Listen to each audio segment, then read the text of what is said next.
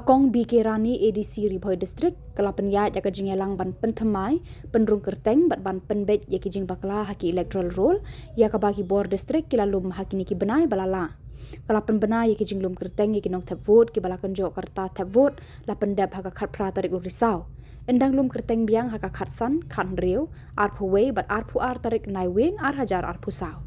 ya jing ujor en penkut haka arphu saw tarik nai wing Yaki Electoral Roll bapura habarok ki constituency kiba Ri Bhoi District en penmi haka riu tarik kelalengkon ar hajar ar pausan. Kong Ranee kalaya thuru ha Mawhati Assambly Constituency la play yaka section pynthymmai ha Par Umkhen Mawplaing na Madan Umwang kabahap hapo Mawlasnai Poling Station bat Jirang Assembly Constituency la play pynthymmai yaka Nongdom-Mawpliang Poling Station. Jirang Constituency kadon mentah nyopu prateli ki polling station. Kong Ranee hakani jingialang kala sa miki draft Electoral Roll syabarok ki Seng Sain Hima ki badon hakani district kenthop ka Congress, UDP, BJP, VPP but NPP. Hari ini berlabuh in the special campaign dates ni kuat bagi political parties demiru bala dengan poin segi polling station berkira ketila bendek dan sundan lang berkira lang global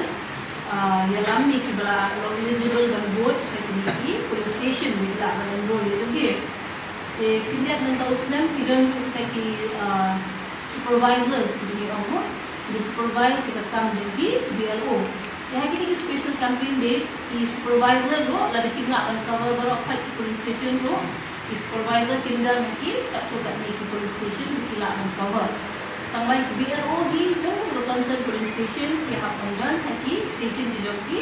haki di special campaign dates ye jingle part kalau iki parties baro makin appoint iki good level agents di joki kan makin long jingialang agent sengrang jingialang no iki dia di joki berteman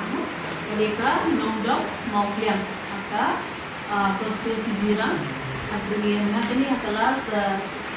meeting di bulan Ogos dan Thailand tiket ini lalu jinglum jemboroki political parties. Yang kemudian patuhi ke section pynthymmai kemudian hapuk mereka Mawhati Constituency patuhi police station dengan Mawlasnai berdiri Par Umkhen hingga terapi